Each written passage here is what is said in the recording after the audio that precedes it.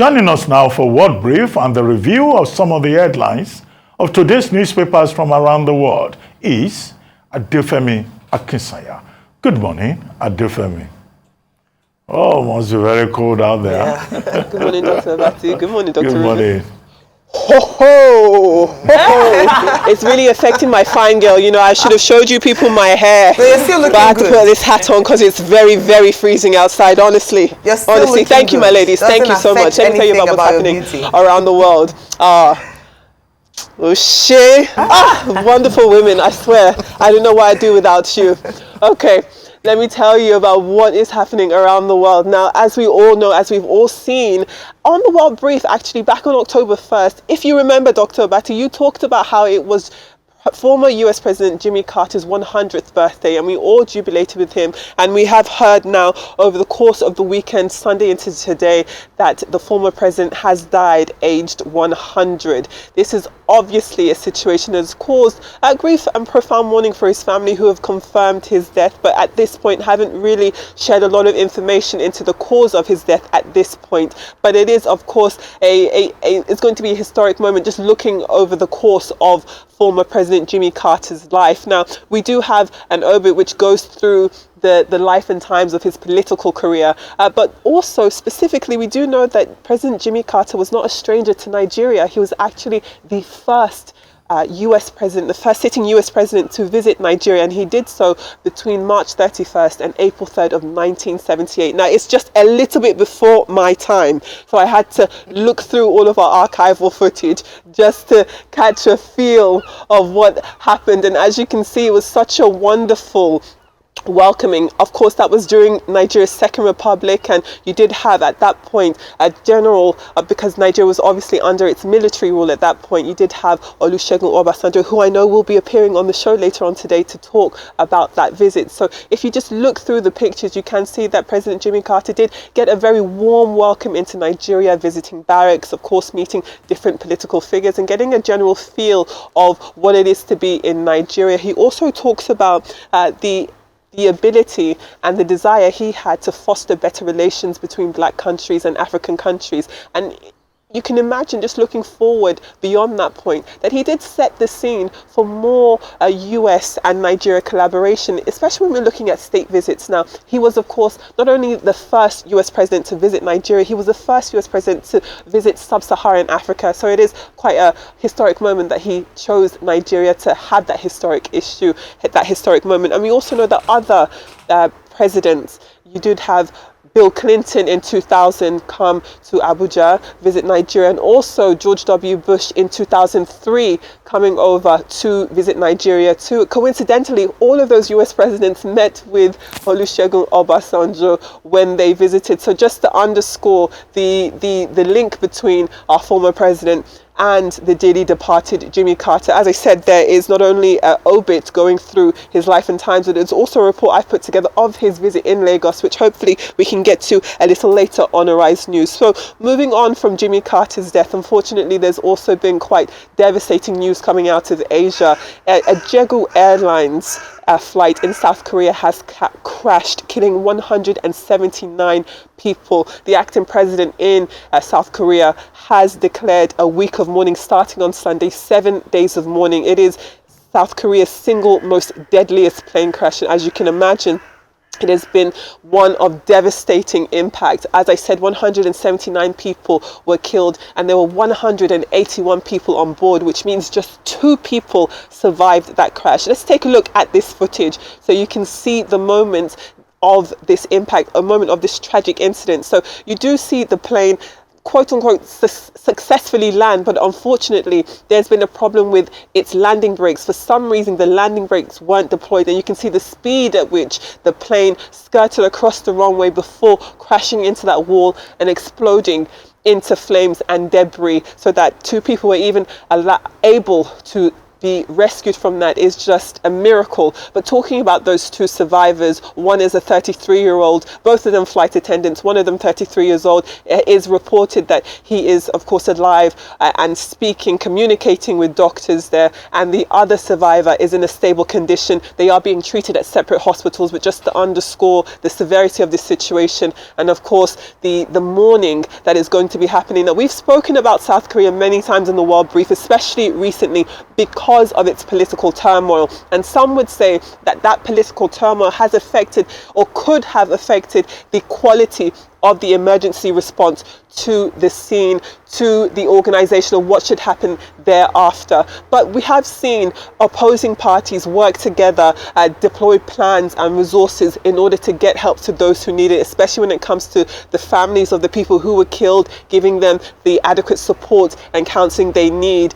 So that is the situation that we're seeing in South Korea. And finally, you know, we have been talking, unfortunately, about a series of plane crashes. On Christmas Day, there was that Azerbaijan air crash that also killed some 38 people on board, and 83 people on board. Essentially, a lot of people died. 29 people were able to survive that plane crash. But what you do have is the Azerbaijani president coming out and forcefully pointing fingers at Russia in unequivocal terms, making it very, very clear that Azerbaijan blames Russia for this attack. In a statement, if we take a look at this graphic so we can listen to what President Ilham Aliyev had to say, he, speaking to state media, actually said that we can say with complete clarity that the plane was shot down by Russia. We are not saying it was done intentionally, but it was done. First, the Russian side must apologize to Azerbaijan. Second, it must admit its guilt. Thirdly, it must punish the guilty and bring them to criminal responsibility and pay compensation to the Azerbaijani state, the injured passengers and the crew members. Now, just addressing one of those demands, Vladimir Putin, the Russian president, has apologized in a phone call to the Azerbaijani president, but of course he has stopped short of accepting or assuming responsibility. Russia has spoken quite carefully and tactfully when it comes to expressing condolences, but not taking responsibility for this attack, which Azerbaijan believes is a result of Russia shooting down its plane, albeit accidentally. So those are the stories that we have for you. I know that we're rushing because we do have the president coming on at some point, but I would love to hear your thoughts before we move on to the papers. All right, very quickly, Adefemi, of course, I'll begin with Jimmy Carter, which is, you know, at the age of 100, we say it's a life well lived. It's not so much of a sad affair, but just to think, for me, what stands out about the life of Jimmy Carter and his legacy is the fact that he was a one-time president, the 39th president. He served one term. But generally, it is perceived that his legacy post his presidency is actually what made him who he is, more than his actual one term. The ratings, if you look at how people judged his term, his 4 years in office, although it was very peaceful and there were some monumental deals that were signed, the Camp David Accord and so forth, generally, people look at the Carter Center. Yes. People look at his work for humanitarian, building homes. He's built thousands of homes, and you do this with his bare hands, you know. So this is a man who began as a peanut farmer and rose to the office of president. And ironically enough, the office of president was not the greatest that he did in his life. It was after he was president that he went on to really build the solid legacy alongside his wife, who he was so dedicated to. You know, a lot of people are saying that he lived long enough to vote for Kamala Harris, but chose to depart just, you know, before having to witness a Trump presidency, because we know he wasn't a big fan of Donald Trump. But you know what, may his legacy live on, and also my condolences to those who lost their lives in the tragic plane crashes, in South Korea and Azerbaijan. All right, let me start from the Jeju Airline South Korean crash. Very sad. In fact, it's been described as one of the most devastating air disasters in decades as a result of the number of lives lost. 179 out of 181, like you mentioned. Two of the survivors have non-life-threatening injuries, and so we're very hopeful of their recovery. The number of deaths might be as a result of just, I mean, when you watch the video and the explosion on hitting the wall, you would understand that it would have been difficult for there to be records of survivors. The cause of accident, in terms of the real cause, hasn't been ascertained. What we do know is that a bird struck the plane before it was able to land, and we don't know whether it affected the engine or what happened at the end. But what we do know, the information coming out from there, is that the landing gear, you can see that the landing gear wasn't out when the plane landed on the runway. So there might have been challenges even whilst mid-air, for the pilots to navigate, and they just had to crash land at that point. Investigations will follow this. It will be led by Jeju in South Korea, but also with support from the U.S., their U.S. counterpart, since U.S. is the home country of manufacturers Boeing. Beyond that as well is also the people on that flight. A number of people there, passengers, are said to have been holiday makers returning from their Christmas holidays. So a number of them were family members. And on interviewing some of the people who were waiting for their family members at the airport, we realized that there were some families who actually lost their lives. A parent was said to have passed out when she found out her son, daughter-in-law and 2 grandchildren on that flight. We have had, husband and wife, children on that flight. So really sad, and that's why you can imagine 1 week National Day of Mourning has been declared in South Korea. We await more information from this crash. Okay, very quickly. First, I would like to concentrate more on Jimmy Carter. But the Azerbaijan air crash, 179 persons dying out of 181. The aviation experts have said, well, maybe it's a bird strike. After all, there was a warning, 8:45 a.m. local time, that the plane was going to run into a flock of birds. But then 5 minutes later, the pilots were saying Mayday, Mayday, and then that plane crashed in that manner. But President Aliyev has already, the president has already ordered, the South Korean president, the acting president, has already ordered, investigation into this. And this has affected the Jeju Airlines, stock price, falling about 5.6% as a result of this. The CEO of Jeju Air has also apologized. Now, South Korea finds itself at a crossroads. It has political crisis, it has economic crisis, and now this tragedy involving a Boeing 787-800, not the Boeing 787 MAX jet, that has been a very problematic one.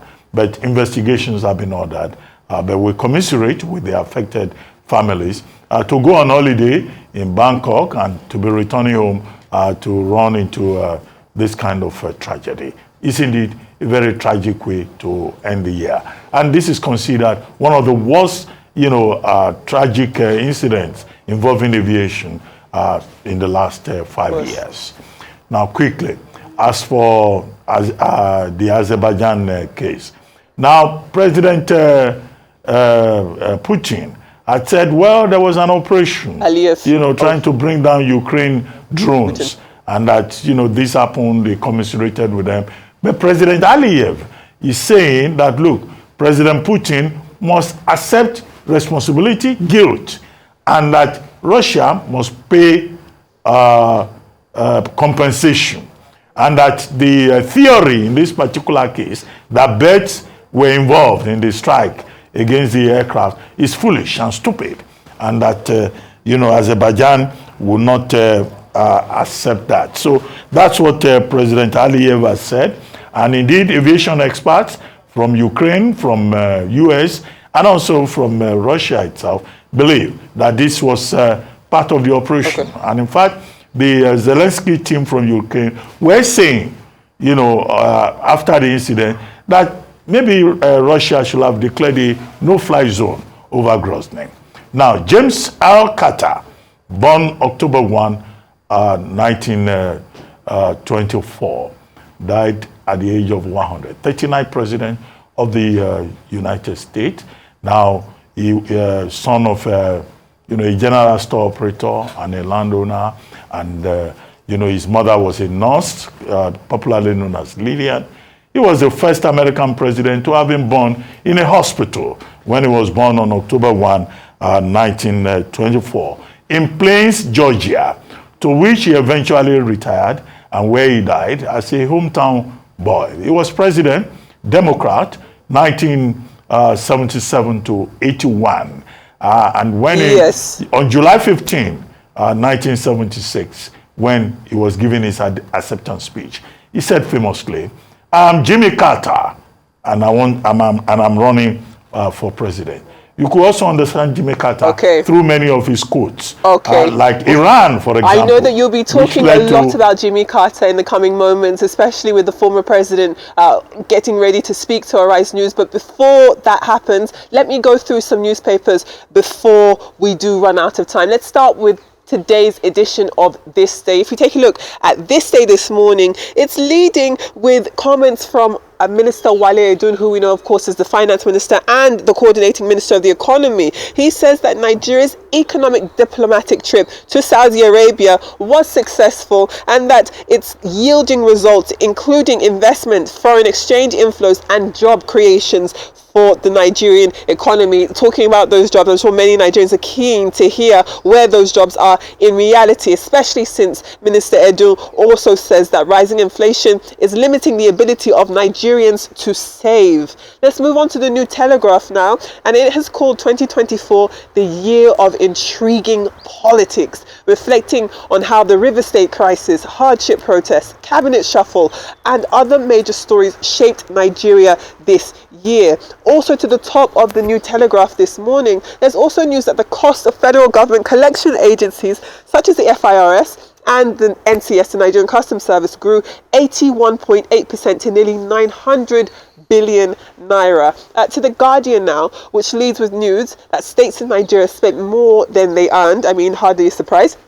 And continue to rely on FAC income. Moving on to the Daily Trust now, and the Daily Trust reports on there being more knocks for Niger's military ruler Chiani, who has accused Nigeria last week of colluding and conspiring with France to destabilize the region. That is something that Nigeria has vehemently denied, and you do have communities along the border between Nigeria and Niger speaking to that effect, essentially saying that there are no foreign military bases, and they are quite worried that an escalation in tensions between the two countries, which are historically friends, would be terrible for them. And that is the theme we're also seeing on the front page of the Punch this morning, which also reports on how those border communities are living in fear over a brewing conflict, as I said, between Nigeria and Niger. That is something that no one wants to materialize, but you can imagine the legitimate fears within those border communities. And then finally, let's take a look from talking about the West African region. Let's move more eastward and take a look at the Daily Nation of Kenya. This morning, it features the politicians allegedly left out in the cold after some even, sacrificed their seats in order to drum up support for William Ruto and the Raila Odinga alliance back in the 2022 elections, and now they feel abandoned by both men. Coming to the United Kingdom, and let's take a look at the Daily Telegraph, which reports on Labour's education minister planning to make the national curriculum more diverse, as she believes it's currently monocultural. And staying with education, if we look at the UK Guardian this morning, it has news that there's more calls for safety in schools. They have ordered thousands of school checks amid fears of defects which could make the buildings liable and vulnerable to structural failures. Now, a report by the National Audit Office found that 3,600 system-built school blocks were susceptible to deterioration. Now, that story did stand out to me because if you remember back in 2019, that Itafaji collapse where you had 100 students on the 3rd floor, a nursery on the 2nd floor, and how that building came down, obviously claiming many lives of children and many people in the neighboring community. So it is refreshing, if you can call it that, to see another country being able to plan these situations before a tragic event occurs. Those are your newspapers from around the world. I'd love to hear your thoughts if we've got the time. Okay, thank you very much, Adefemi Akinsanya.